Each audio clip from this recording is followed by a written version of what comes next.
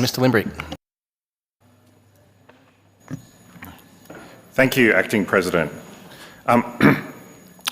My office, like I imagine many MP offices, has had a large number of contacts from constituents who have had serious trouble navigating the mental health services, with an enormous increase during the pandemic response. An explosion of mental health issues unlike anything I've ever seen before. We're still learning about the damage done, but make no mistake, much of the current mental health crisis in Victoria was man-made, and it was made right here. Allow me to remind you of some real-world examples of how mental health issues have been treated in this state. Around mid-2020, my office started to be contacted by people around what most consider to be a trivial thing: masks. There are many people that can simply not wear masks, such as victims of trauma or some children living with autism spectrum disorder. Mandating masks, along with the severe messaging from the government, made these people outcasts. They suddenly became branded as anti-maskers and people who aren't doing the right thing.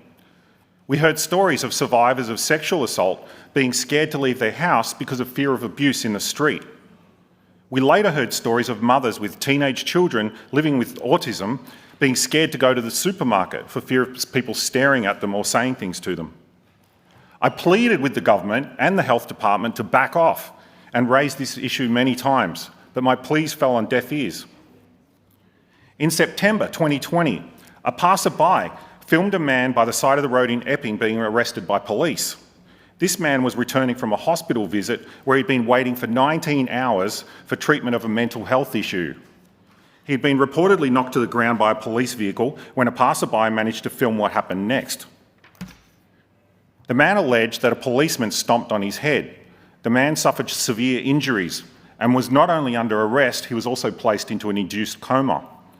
IBAC cleared the police officer who appeared to stomp on him, but found the officers had failed to inform the man of the reason for his arrest or provide him care after he was capsicum sprayed.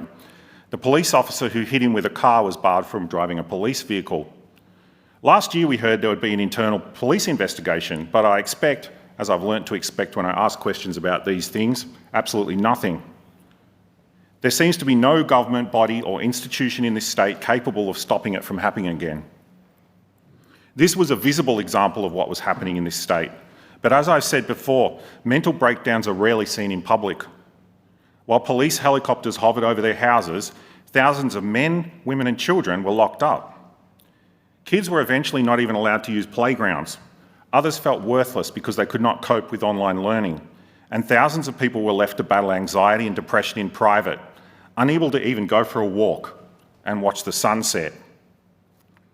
Even worse, when many of these people decided that they'd had enough of their businesses being shut down, being locked in their homes, their kids not going to school, and they took to the streets in protest, they were derided by government cheerleaders as cookers, a term deliberately intended to stigmatise opponents of the government as mentally ill or suffering from drug-induced brain damage. I'm proud to say that at the time, when it mattered the most, we were talking about mental health. For example, we put forward a motion to allow children to go back to school. I invite you all to look at my speech from 16th of September 2020, where I told several harrowing stories from mums and dads who were naturally worried sick about their kids. I spoke about an article in the Lancet Medical Journal highlighting research by neuroscientists from Cambridge University. This showed adolescents who miss out on face-to-face interaction are more likely to have long-term mental health, behavioural and cognitive problems later in life. This built on numerous studies showing how socialisation impacts the developing brains of young people. The response from a government member was that for some children, adversity can be character building. It's still not clear what scientific study about the character building characteristics of isolating children she was referring to, but this was illuminating. If you want to know what the government thought about mental health, you have it right there. Compared to much of the world, Victorians suffered from extreme lockdowns, and to get extreme lockdowns, you need extreme callousness. The Liberal Democrats lost the motion to get kids back to school. And for those of you who are making speeches today but didn't support us then, I'll say this.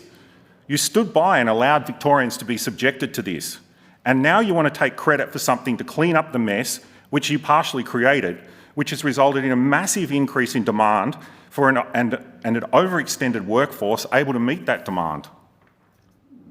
Our constituents told us in no uncertain terms they were not okay.